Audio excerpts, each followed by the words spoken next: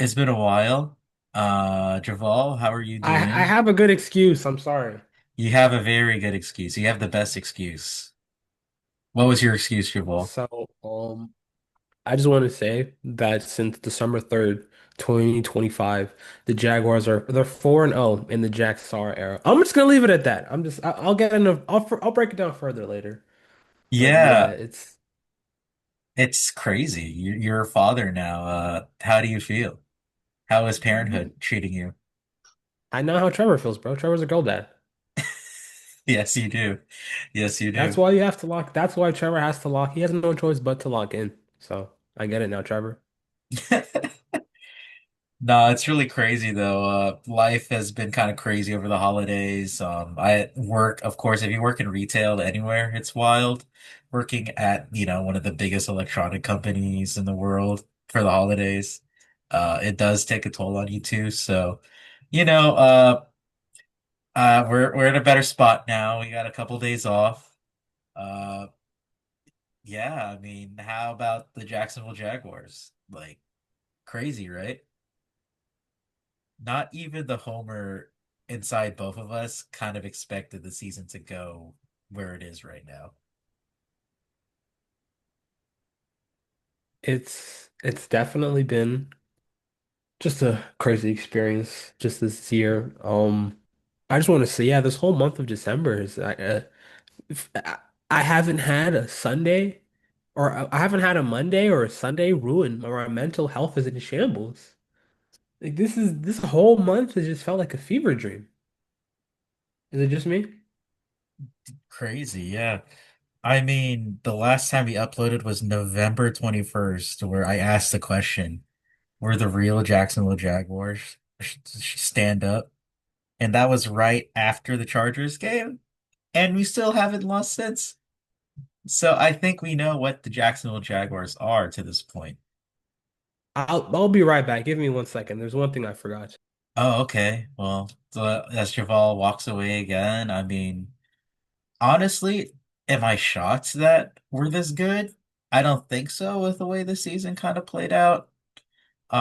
We knew that half the game is mentality, and the Jacksonville Jaguars have This is what they did over the past month. I mean, technically, oh no, we're doing it. We're doing it. Okay, Yeah. they didn't do that this last week versus the Colts, but Tennessee, Cam Ward, Oh, Bo Nix, Daniel Jones, Riley Leonard. Brady Cook. I Thank mean, you, Michael Irvin, for that inspiration. I mean, they playing tonight too, so very good timing on our end that you got to bring out the belt. Good luck to all of our listeners that are fans of the University of Miami as they take There's someone on. in my new neighborhood. He's a hardcore Hurricanes fan, walks around with the U shirts. After that win versus A&M, he was just decked out, had the hat on and all, like not even 2 hours after. So basically us during this big run after that loss, but we don't talk about that. We're talking about six in a Uh, row. Now let's just really quick, because obviously we didn't go over in depth each individual game, but post Chargers. So literally post Texans game, everyone's suicidal, wanted to kill ourselves. Chargers game, all right, okay, crazy dominant win when we lock in. Where's the team gonna show? Cardinals. Then we had it. It was a little bit definitely iffy with the Cardinals game. Wasn't perfect. There was some turnover worthy plays. I We mean, some don't noted ap- turnovers. we don't apologize for winning. We Quote. don't apologize. At the end of the day, though, it was a win. So Yeah. okay, it's a Cool. little bit Overtime uneven. win. Yeah. Then you go into Titans. Tennessee, where I thought, okay, Cam Ward might show a little something.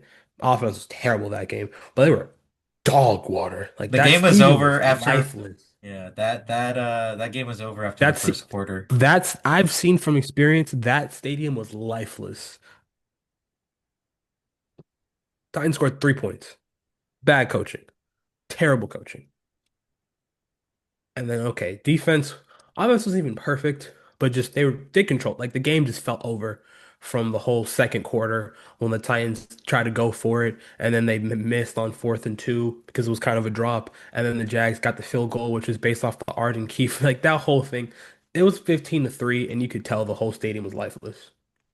Yeah, I mean, you're That, not wrong.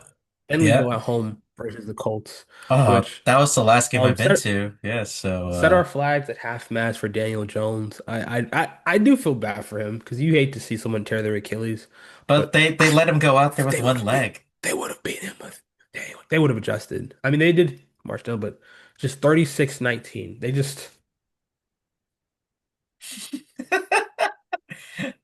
Being there at the like just stadium for doing that that, to the Colts and how they can't be.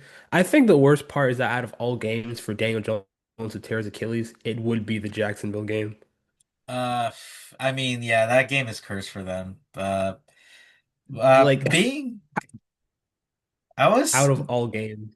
not gonna lie, I was a little sentimental because during that Colts game, I just realized there's a game where it was pouring rain throughout the four quarters of the football game, throughout the tailgate, throughout the game. There's not gonna be a lot of games like that in Jacksonville pretty soon with the Stadium of the Future coming. So the fact that we were kind of dancing, singing, like cheering in the rain, from probably one of the last few times inside that stadium as a fan, it was kind of cool being there for that. You know, Yeah. uh, that throw to Tim Patrick from Trevor Lawrence in person was also, yeah, that was nasty. That was nasty to just look at in person. And then so okay, after Colts game, everyone was feeling good, you know. AFC South is in first place. Things are, looking in our control. Then they have the Jets at home. Am I getting it was Colts and Jets, right? Yeah, Jets. I mean, yeah, but Aaron Glenn's whole defense, I still can't believe they that don't have whole it. game was just I can't believe not they okay, don't. not the full whole. Yeah, I That was mean, literally I, s- uh, watching. I can only imagine how it must have been watching Trevor. That bro, I'm just yeah, I was kind of pissed. I had to work that day, so I didn't actually get to go to that one. I really missed the Trevor Masterclass game. Like three, what Just just the the offense letting yeah it. That was literally the stat pad game, bro. I love it. Now that was a stat pad game to get Trevor in some good agendas now. I love yeah. it. We needed that. I think he needed that too, especially with the game after in Denver. I mean, watch party with friends. Shout out Nubs. Nubs is one of the most intense people to watch a Jags game with. We had a couple other, he had a couple people over, including myself. I mean, that whole like game. I mean, the first like half. Okay, great. You got to set the tone pretty early. You're in front. They like kind of like bullshit get in the way to kind of tie the ball game up. And then once we got 17 all, Jags just kind of ran away with it. I mean, that was the game that's kind of cemented Trevor Lawrence as like kind of a top five quarterback in the whole league this year. For this Like season, yeah, it's like, everybody, everybody after the Jets game was saying, oh, "Okay, great performance." Is valid because I mean, yeah, some of those defenders, I don't think they weren't trying. They were just getting easy calls, but we don't apologize for winning. So then you walk into Denver, number one seed, 11 straight wins, which I would have said the whole time. The thing I was worried about the most was just Denver's pass rush. yeah, Can Trevor get the ball out in time?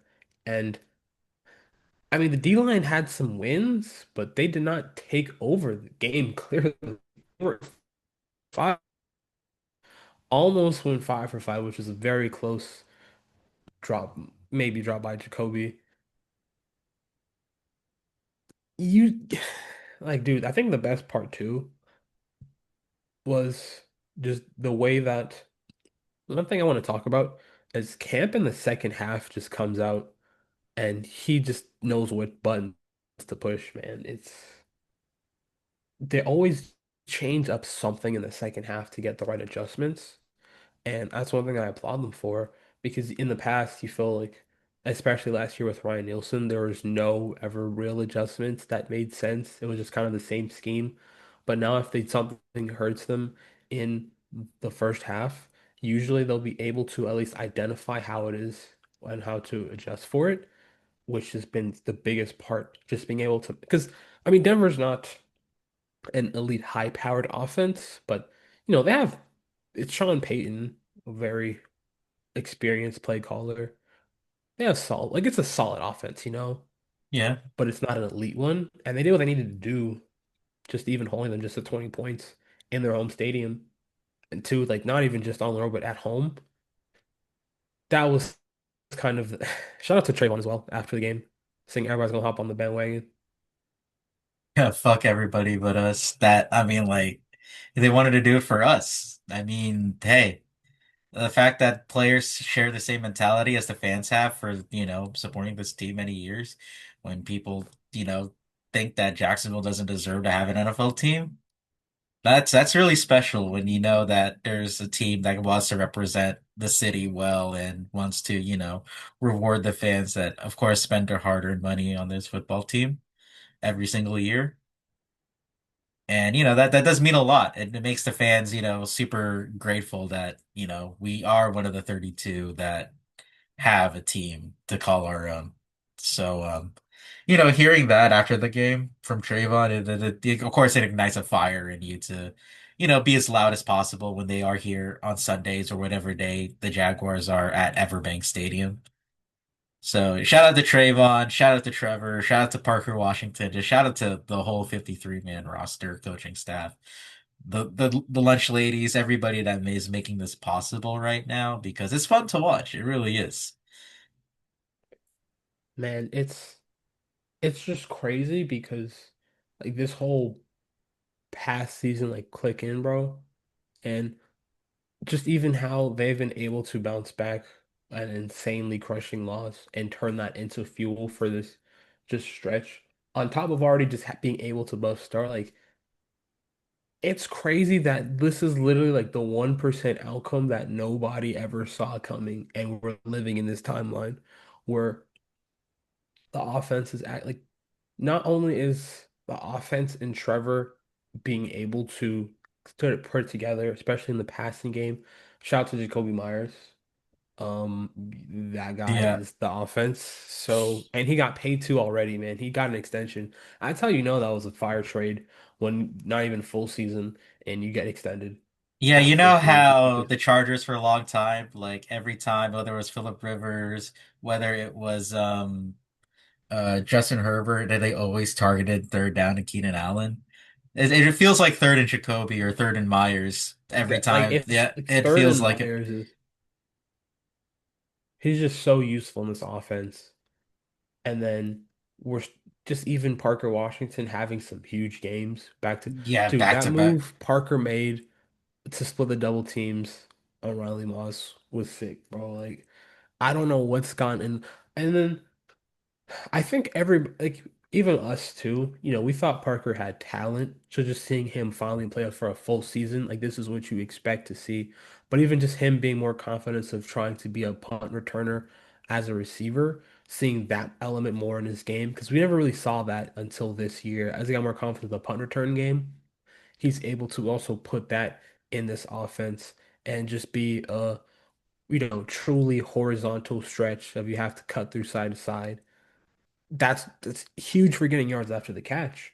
We're seeing Brenton Strange have some solid games too when they target him because he doesn't ever get a crazy target game, but Yeah. usually when he's targeted, he's either open or just good things happen when they target Strange too. Yeah, And then there's obviously even I wanted to talk about a couple. Well, they ran the same play between the Jets and the Broncos game where they lined up at fullback at that like fullback spot and they put him out like a wheel route. They try to set up a play action. He kind of sits there at the line of scrimmage and then he runs out to like a seam route or a wheel route to get open at like a sideline of the field. They ran it both ways, one left side against the Jets, right side against the Broncos, and they both got like 20-yard gains off of it. Just like the creativity of just like the different looks the Jacksonville Jaguars have been throwing out on these top defenses, especially against like the Broncos and the Colts over the past couple of weeks. It's bro, been it's very fun to watch. yeah, we're really starting to see Cohen get, just more creative in the passing game.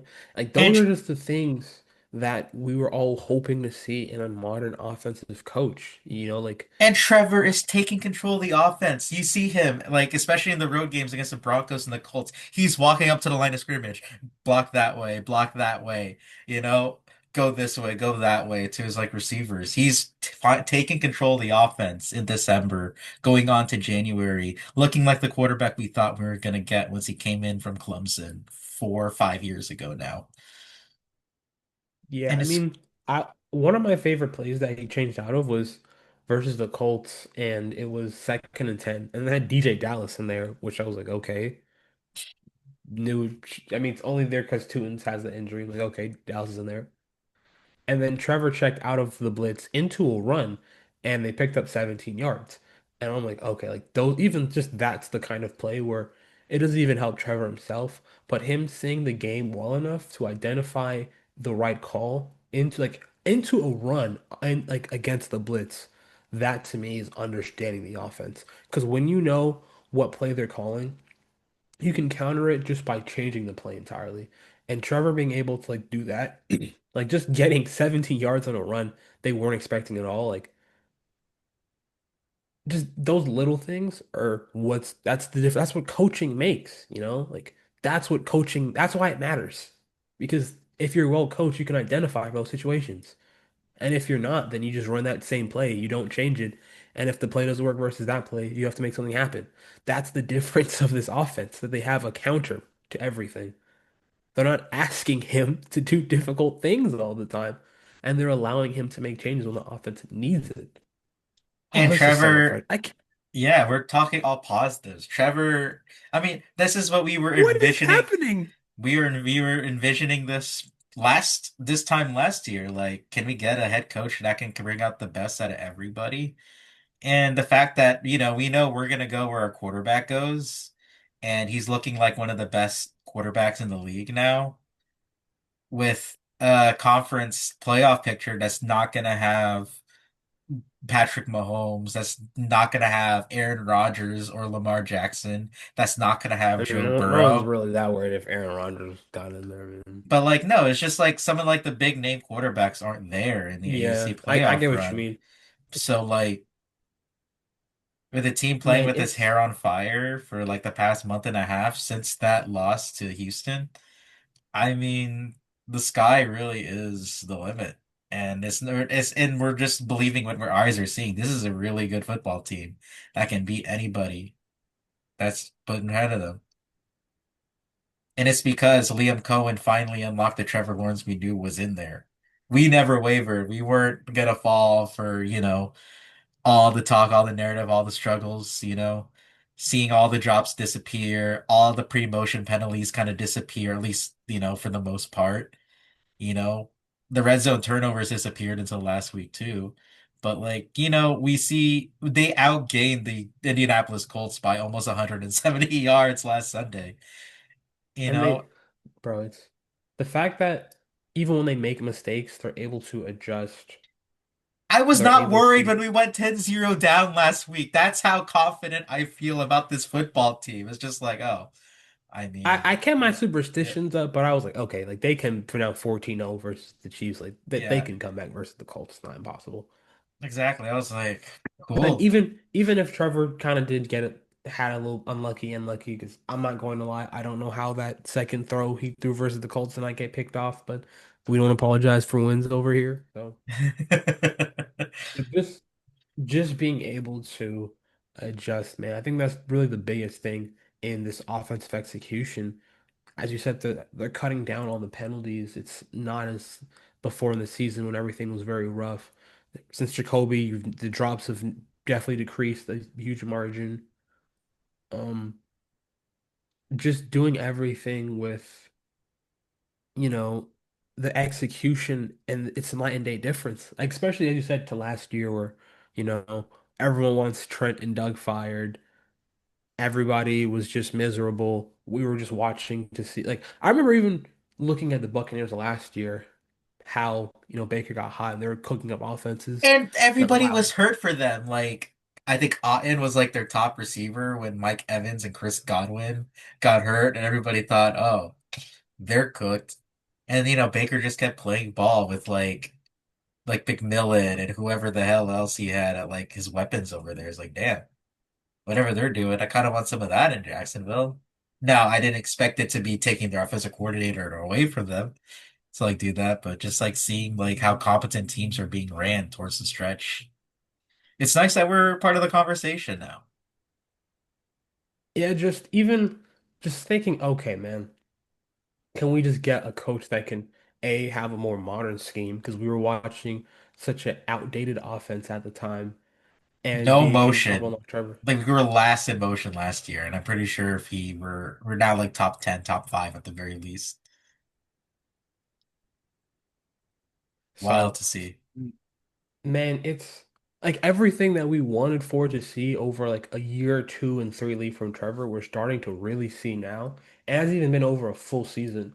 So I just imagine how we would look with if this offense was like looking like Jacoby for the full, which obviously things take time. So I'm not Yeah. upset that, we're still able to win, get enough games. Bro, And this like let's think of it like this. Let's say before the season, I told you, weapons wise, okay, ETN 1,075 yards before the end of the season. If I told you, okay, let's do it from the receiving. If I told you that before the last game of the season, Brian Thomas Jr. had only 658 receiving yards. Travis Hunter was out for the year with 298 receiving yards before his season was over. Brenton Strange doesn't even surpass 500 receiving yards. What do you think our record would be going into the I final would have game of the thought season? that I would have said, okay, well, they're giving Parker a lot of opportunity because he would have been like next man up.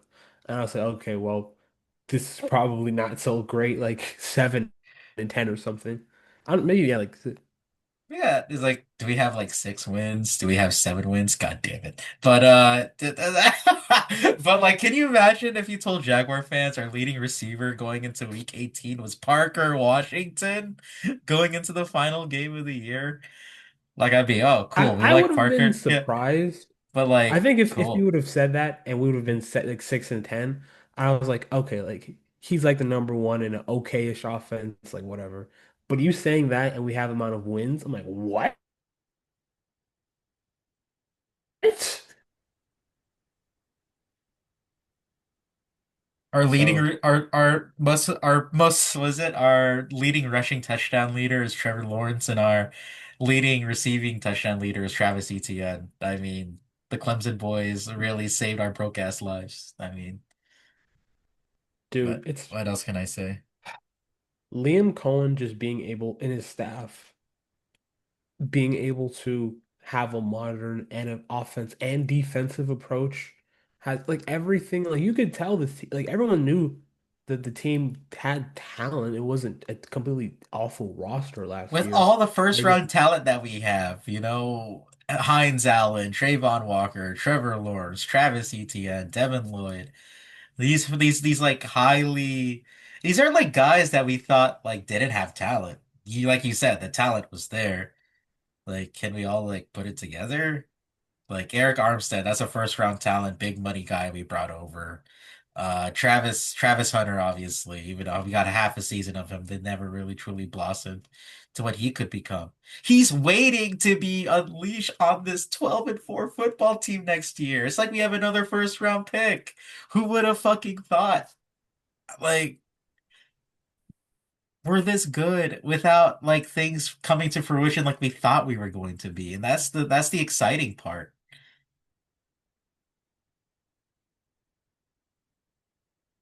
it truly is just. It feels like the sky's the limit, and obviously as fans, there's always the back of my mind where don't have too much hope. But this just feels so much more different than the Doug year that I'm like, okay, like this is the aura is just already overnight different, man. The fact they're able to buckle in and just adjust the coaching and at midseason take the lead better than I thought they were going to. Absolute cinema. It also things that we did talk about, like from like September onwards, that we do notice now is that Trevor is utilizing his legs a lot more. We talked about the progression of it because we thought maybe is he a little scared to run after the hit from Aziz? Like, can we utilize that more? And now he has like 9 rushing touchdowns before the final game of the season. It's like, well, this is Yeah, like, no, that yeah, is one yeah. thing I definitely want to highlight is them unlocking Trevor as a runner, especially in the red zone. I mean, we've seen it so many time and time again that just having a quarterback that can run in the red zone just adds an extra threat. And Trevor's always been solid at it. They just never asked him to use it this We much. saw this Cohen just man ran for like 75 yards in like a college football playoff or national championship game against Ohio State too. against This is Ohio State of all teams, not even like a scrub team. yeah, like we've seen him like break out big runs like throughout his career. So like, you know, it was there. Like just Trevor being able to be more mobile too. Cohen leaning into like that to me is when, like okay, that I think that's probably one of the hidden benefits that I don't think anybody, not even in a mean way, but I think Trevor might have played like a little bit of a role, but as much as he's played in the red zone, I wasn't expecting it. Obviously, I'm not upset. I think him using his obviously see him using his legs more is helpful. I mean, he has 9 rushing touchdowns on the year. And most of them, if not all of them, have been in the red zone. Yeah, all of them have been in the red zone. So like I'm trying to Like think, when did he have Trevor a gets in yeah. the red zone, I mean, obviously none as iconic as when I get back down and I Let me get walk up ahead. again. No, no, no, Like get me we've seen down. Trevor being able to use his legs as just as much of his arms. So, you know, I love having the aspect be a core part of the offense in the red zone. And it makes that team that much more difficult to defend because you can play man coverage defense and you have to put a spy. If Trevor breaks contain, he can take it to the end zone himself. The fact that the Colts' game plan all day was to blitz Trevor Lawrence because they do not want him to improvise and move around the pocket and get, that the improvisation that we've seen over the past month. But he still like took shots to the face and like made big completions to like Parker and Jacoby throughout the game. Like he was like what, 12 16 for 190 passing yards and like a touchdown Yeah, he was against the he was good blitz. versus the blitz in Denver. He was good versus the blitz at in Colts. I mean, we're seeing them be prepared. It starts with him identifying the blitz, knowing where it's coming from, and okay, being able just being able more to kind of throw into the blitz, just where the guy drops, you throw into that spot in coverage. Being able to do that more when you know where the blitz is coming from. I think that to me is probably one of the biggest things because when it comes to a blitz, obviously, if you know where it's coming from, then you're more anticipated for how to defeat it. If you don't even know where the pressure is coming from, then you're just going to be kind of screwed to begin with. Being able to prepare for the blitz, being able to either check out of it, like into the play, like if he sees a blitz is coming, he now is more aware of what to do, how to counter it. They have answers for when the defenses change things. They don't just run the same plays every single time. Who would have thought? I Oh, just look at that. NFL Game Day propaganda. T as in Troy? No, T as in Trevor Tuttle's touchdowns. Third in the league at 35, with only Josh Allen and Matthew Stafford above him. I mean, Hey man, we're getting in those talks now.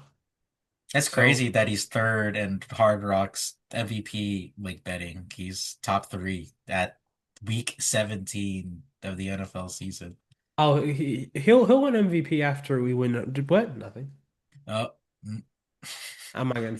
I don't get cocky, but just to kind of like not even wrap up, but just kind of continue The Trevor on. praise. This has been the Trevor Lawrence glaze Not session just from both of Trevor, us. just Liam Cohen, Parker Washington, Jacoby Bott. It'll be just been perfect.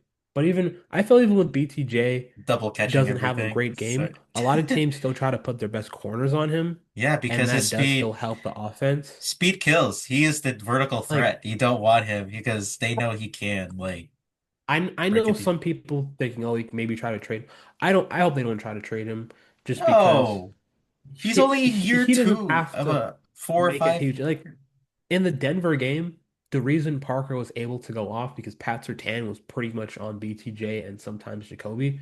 So Parker kind of just had the matchups that they wanted and like just being able to have that part of the offense where they have a player that kind of who can do a little bit of everything, every position, so they can attack matchups however they want to, which I still think we're going to see a solid, like a good BTJ game soon. I mean, I don't, he seems like a good team guy, so I don't think he's super pissed, obviously, considering that, winning does solve problems. He's not, I don't think he's full on diva, which No. we'll see. Sometimes as a receiver, you need to be a bit of a diva, but I think for now, just the team culture and just be even shouting him out, once again, shouting out, bro, shout out Cole Van Lannon, actually. Where did that come The from? He's offensive played. line is not terrible. Like that probably would have been if you would have told me that the offensive line is like pretty solidly above average this year, I would have been like super shocked. Like, wow. Because once again, it goes to coaching. And there are some games where they do get beat up. They're not a perfect offensive line, but they don't like you've seen some bad offensive lines in the league, you know?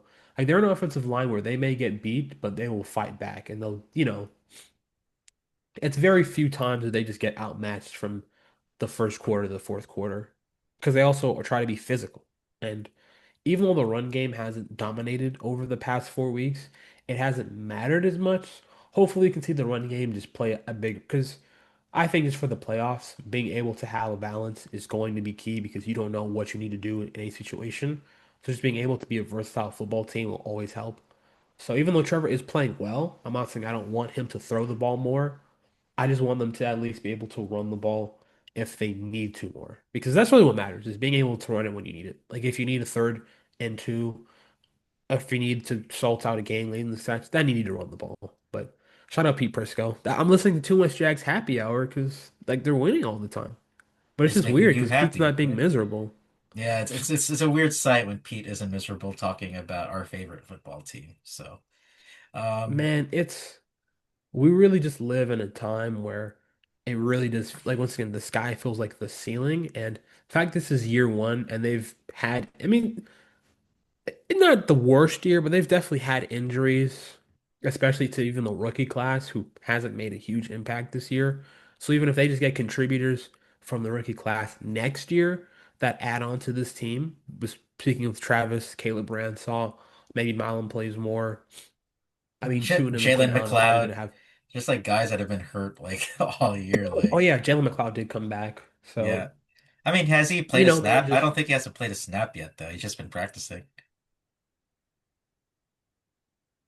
and just like the fact that they're able to make up a lot of changes, add new players on the fly, make adjustments, you could tell that this team is well coached. And after just seeing the Doug Peterson experience and how frustrating it was when they had no adjustments, when the scheme was basic, when they didn't really change plays or they didn't have any checks when everything was predictable compared to now, where some games it's Parker Washington, sometimes it's Joey Myers. It could be a big BTJ game. It could be a big Bretton Strange game. It could be a big Travis Etienne in the passing game because he can catch touchdowns too. So if your linebackers are bad, they can isolate them one on one.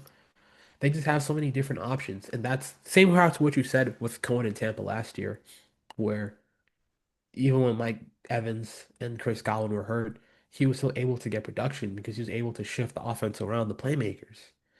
And that's the beauty of it. So I,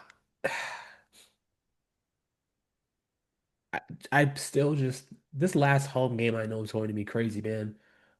Chance to clinch the division in the Prowlers versus the Titans at home.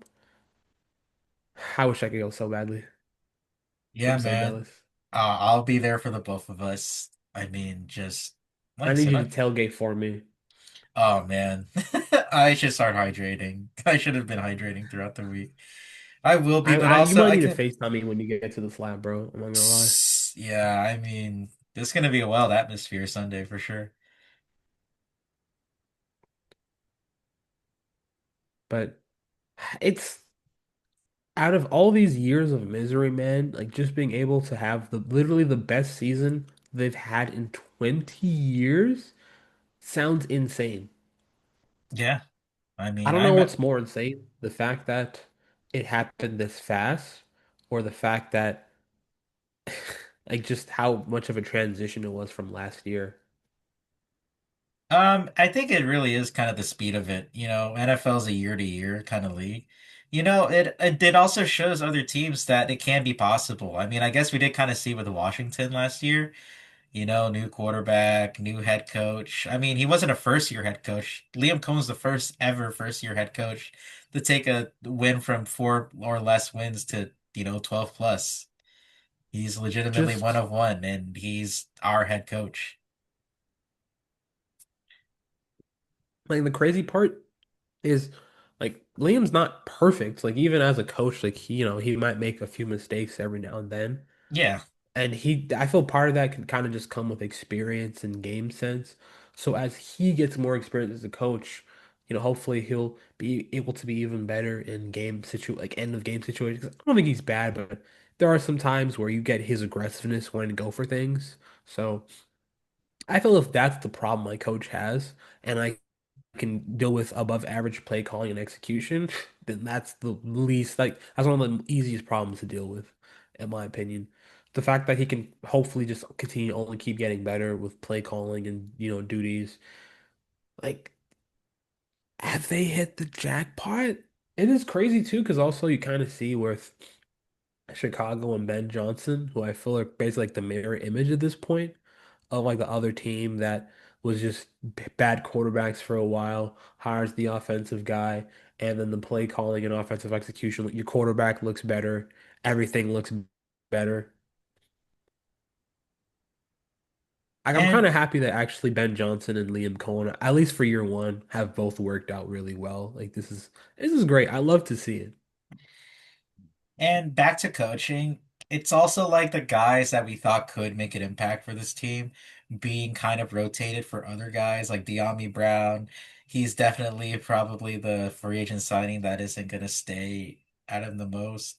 Emmanuel Ogbah, guys who we thought would contribute and like not being kind of, be traded But for we're Jacoby talking instead Myers. of Emmanuel Ugbo, we're talking about Danny Strigo and BJ Green as valuable contributors. I can't believe somebody Which called him goes to blow. show you coaching matters. I can't believe somebody called him Blowjob Verde in our chat, and that's all I'm gonna call BJ Green from now on. Wait, low job? Blowjob Verde.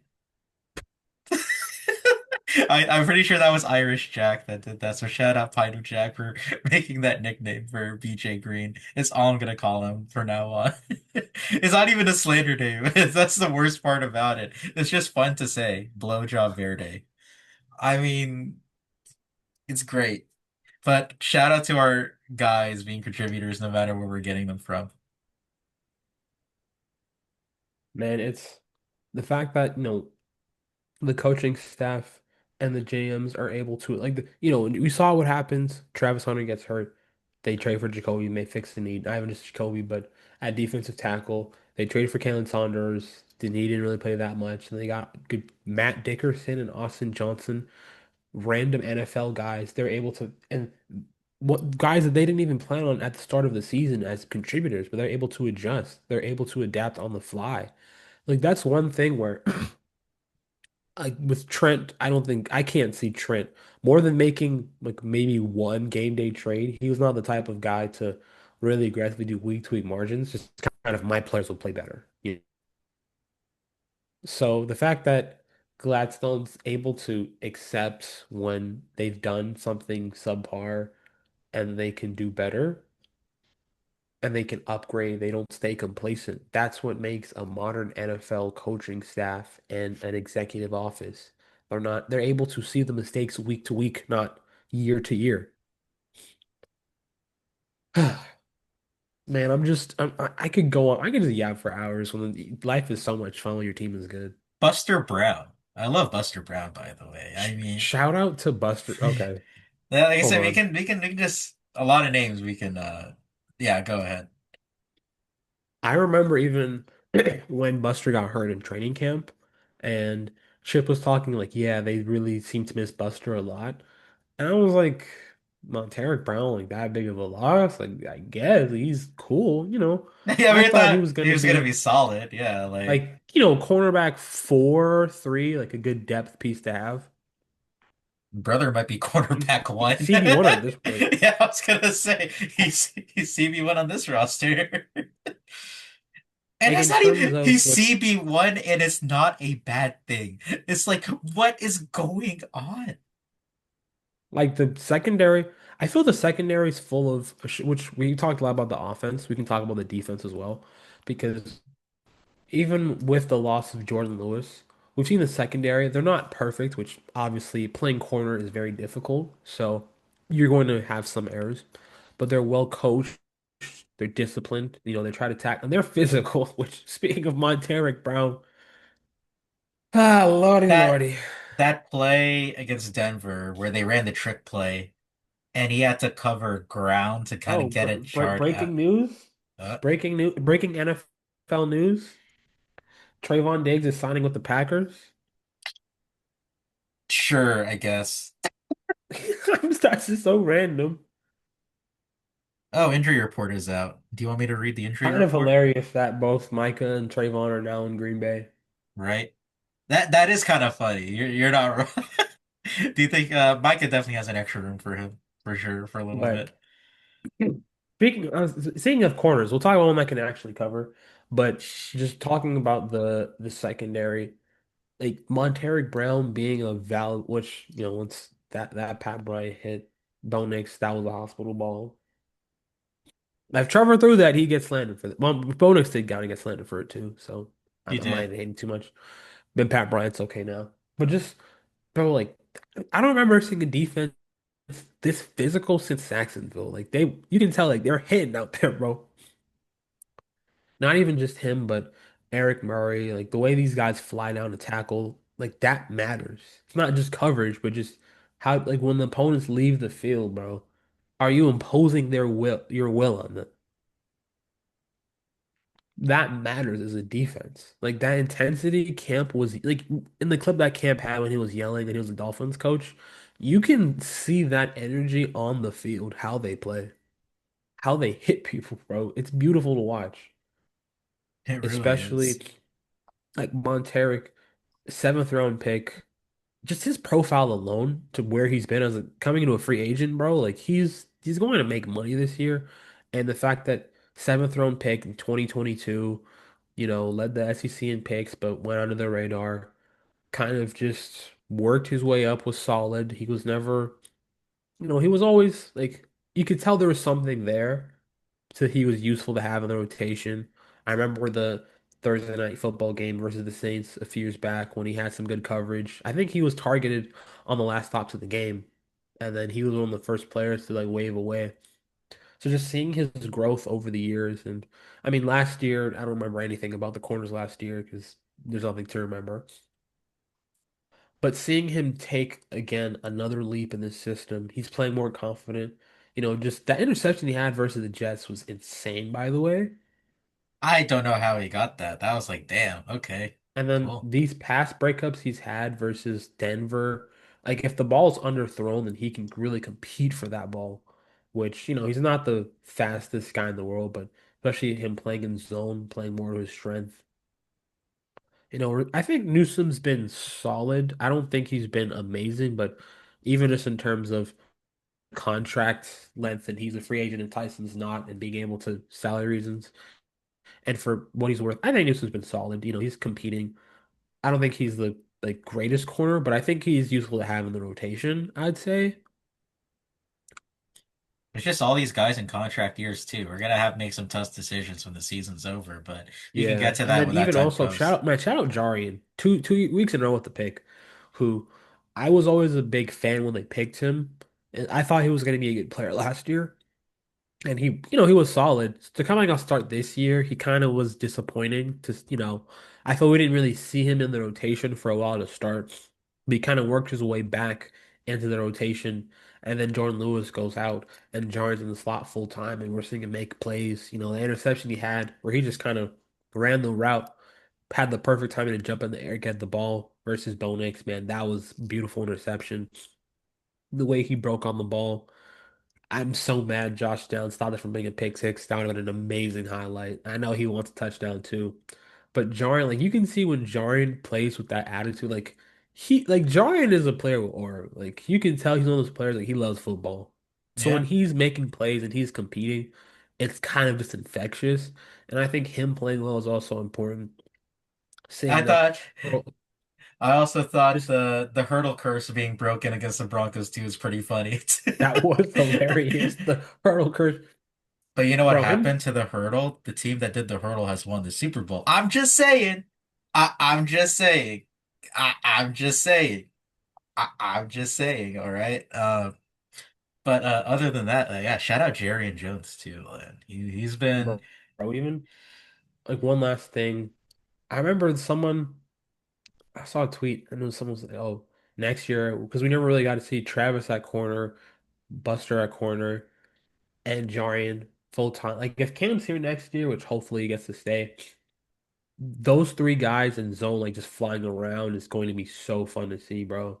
I really hope we can bring Buster, which I think if you would have said bring him back like before this year started, you'd have thought Uh, you maybe got like, you know, 4 or 5 million a year as a little depth piece. Now he's probably getting like 10 million plus a year. yeah, Like I would his say so. agent is probably laughing to the bank right now because he's going to get a bag based off how he's played, which, shout out to him. Just trying to think of even the safeties too, which as much as myself am guilty for hating on Andrew Wingard, he did miss that tackle versus RJ Harvey. So I will be critical of you, but I think overall he's having a solid year. Antonio Johnson just looking a lot better compared to what we thought. Him playing, I feel like Antonio playing a lot more confidence as well. Just speaking of players in the secondary just believing in themselves. Eric, Eric Murray coming back. Safety has been able to have a nice rotation, but Antonio holding down the fort. Even Ray Lane will get a few snaps here and there. So sorry, I'm just getting a little under the weather. So the more I talk, the more congested I sound. But Yeah, man, even just the secondary, the defense, Trayvon's had some huge plays the past. Like everybody as a team is just buying in. And even though the team isn't crazy talented, they're playing at a level where they don't have a true great weakness game by game. Like they can be inconsistent, but as long as they're making smart decisions on the field, they don't really have any area you really want to attack, you know? Which is crazy to say. They're a well-coached team on both sides of the football. yeah. Quick little update. Going into Sunday's game, we only have two DNPs for Wednesday's practice, and that is Anton Harrison with an illness, Patrick McCarry with a back. Everybody else is limited or full, so that's something to kind of keep an eye I on think Anton for. will play. It's only an illness too, so probably It's just yeah. I don't know. I feel McCar There's been a nasty flu going around the Yeah, I mean, city. I'm kind of sick right now, so I get it, Anton. But I think he'll play. I mean, I feel I'm trying to even just think because I feel even going back to free agents and the offensive line. Like, if Macari doesn't play, is that a huge loss? I don't really say no. Like, I don't even know what to think of him as a player. I don't really have an opinion on him. I feel he's just been okay. Like, he's had some good blocks, he's had some bad blocks. He's kind of just been like I haven't thought about him a lot, which means he's not like getting beat all the time. But I don't really shout him out either. So he's kind of just if they don't play, who's going to block Jeffrey Simmons? I mean, it was Walker Little last week who I don't think he probably wasn't great at guard. I mean, Milam for what it's worth, he did play in that Tennessee game and he didn't get completely cooked. So I am a little bit curious how that guard spot looks just because Jeffrey Simmons is such a dominant player that Duval versus all y'all. Tony Baselli, he Those are- tagged Vault City Cap too. I love my EVP, bro. He really is just one of us. He's really Yeah, I think Boselli's mission would just to be to get fans to the game. I feel so bad. I want to go so badly, but I can't. that's a ridiculous hoodie. I love Oh my goodness. Can you imagine if it's like a like all it's like the EVP, the GM, and the head coach all walking out with that hoodie on Sunday on the way to the game? That would be just a visual and then some. I mean, even I guess for the playoffs, it would be kind of just a rallying cry. I mean, it's something that we've all kind of embraced for a while, even before this season. But the fact that one of them is in charge of this football team is kind of crazy. I mean, Bro, I really could just sit here and talk about this team for a very long time, which is just did you garbage. get And I'm not in okay? shambles. I'm not talking about the draft, bro. I don't know who's that's good in the draft this year. That shows you how much the season has changed. Did you get any cool Jaguar Christmas gifts this year? Well, give me one. Oh yeah, I'll get mine if you get yours. I guess we'll be back, guys.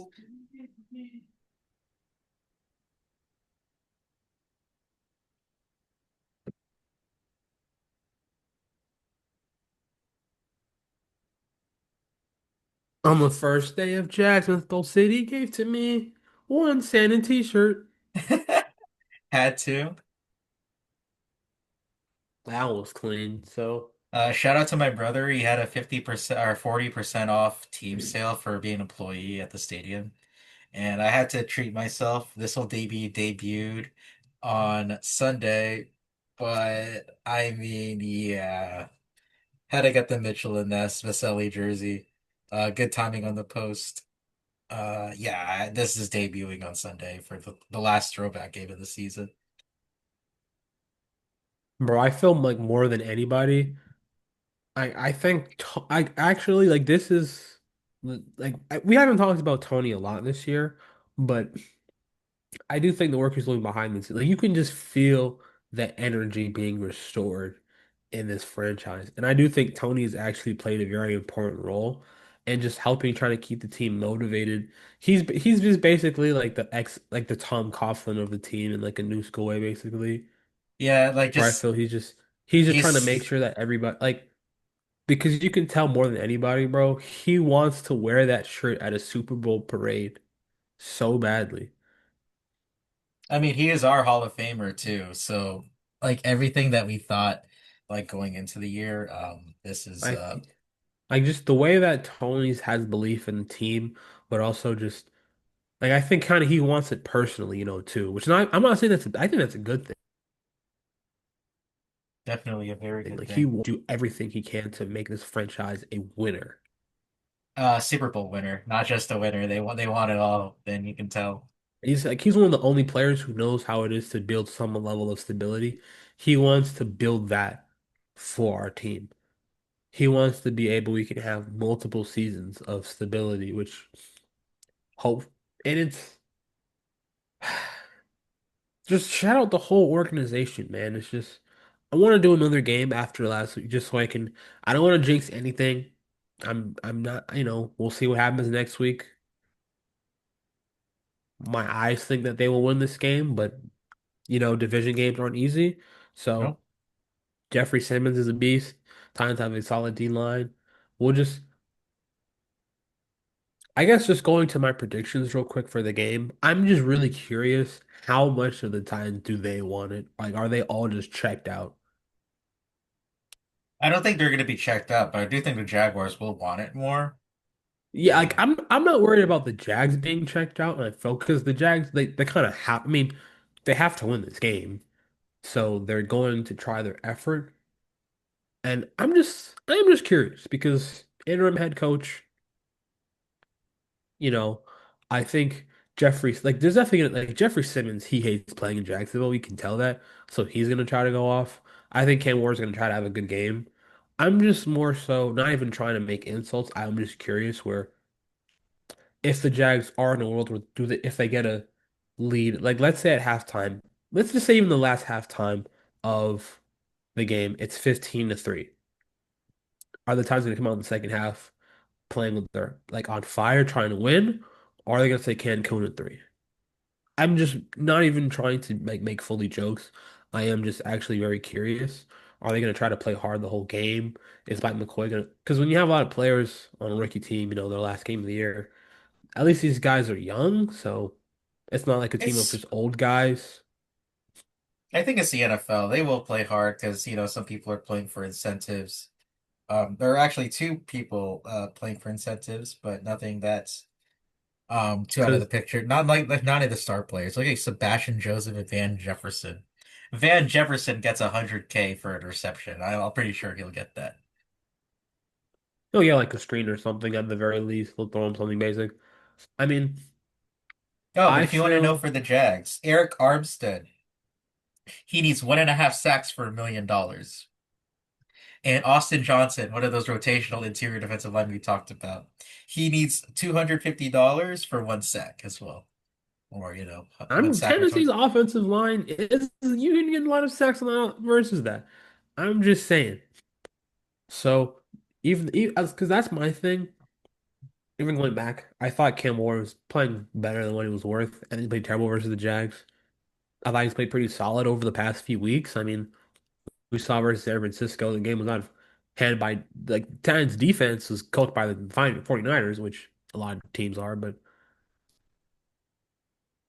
which I that's how I think the game might go. I hope the Jazz like 34, Tennessee 17, or but anything can happen. The They could line go moved out from, there and yeah, the line moved they from could 10 go and a out there half. and Oh, go score ahead. 50. They go out there and win by 3 points. And because of the Titans in the division, nothing fully surprises me.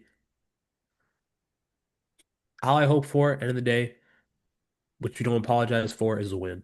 So I think that's a good enough of a good yapping session just to kind of end off on previewing, just because I mean, no matter what happens during the playoffs, but you obviously want to end it hosting, winning the division, owning the home playoff game, versus a team that you handled pretty thoroughly. Like,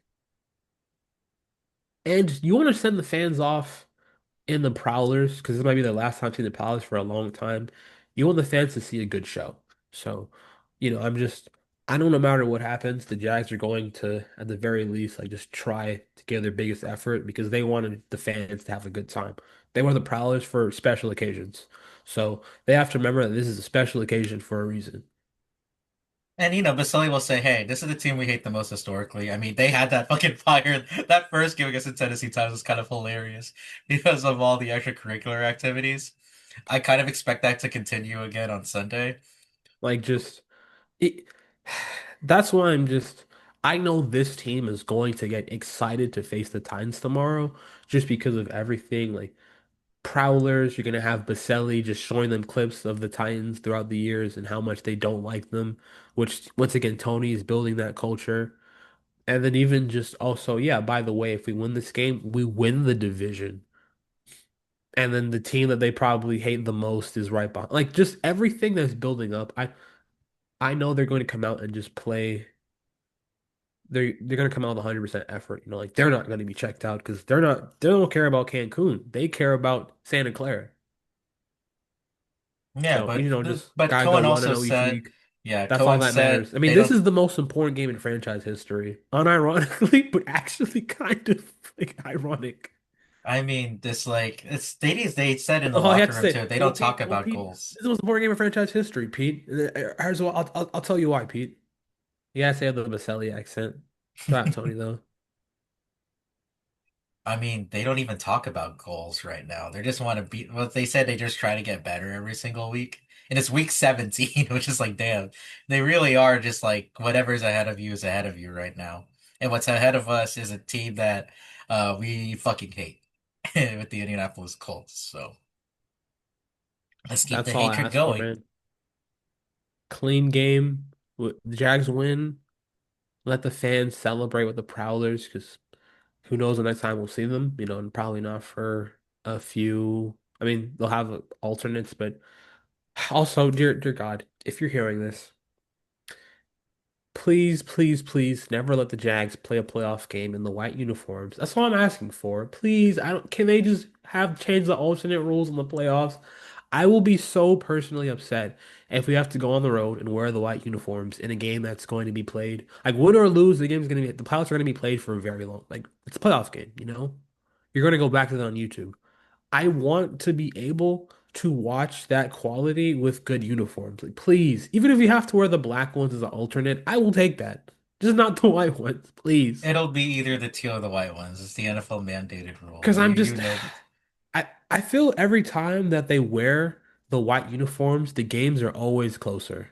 They wear the teal, they usually play well by a solid margin. I mean, granted, the teals usually what happens at home. I mean, versus the Seahawks, I think it was like one of the only exceptions. But like, I'm just saying, they were teal versus Indy at home, had a comfortable win. They were white versus Indy on the road. It's an ugly win. I'm not saying that there's any correlation. I'm just noticing the pattern here.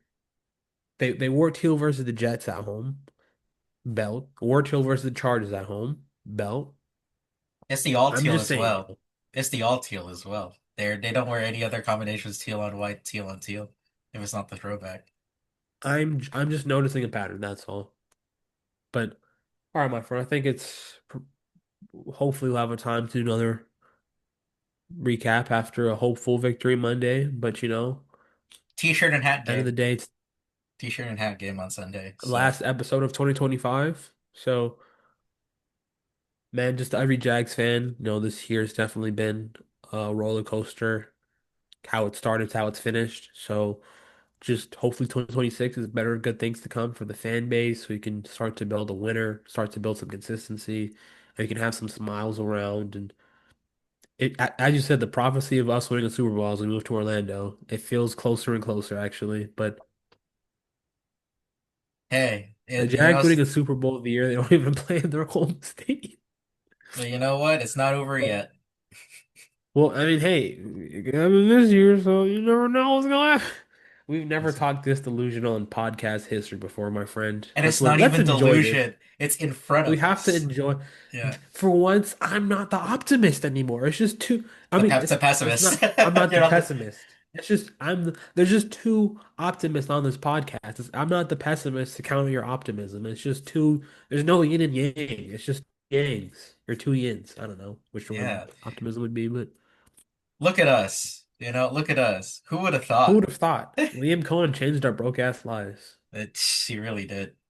Cohen, Gladstone, Baselli. Thank you, because this is, like I said before, a lot of fun. Like, Well, my friend, Expedition 33 is now ready to play. So. yeah, enjoy that. I'm gonna go and upload this and watch the second half of this Orlando Magic game. But once again, to our fans, thank you. I know it's been a while. I've been busy. We've just been busy as hell, not just me, John. So we really appreciate y'all. We try to put when we can, but you know, my schedule shifting, it might be a little. I'll see what I can do, but just Yeah. enjoy the wave. We'll try to make content when we can. And yeah, just once again, before last message, if y'all want to tap in, check out y'alljimmy.com. Updated the website, so I'm gonna put some new products on there. So y'alljimmy.com, support the page, support a fellow Jags fan, and we'll catch y'all later. Happy 2026, y'all. Go Jags.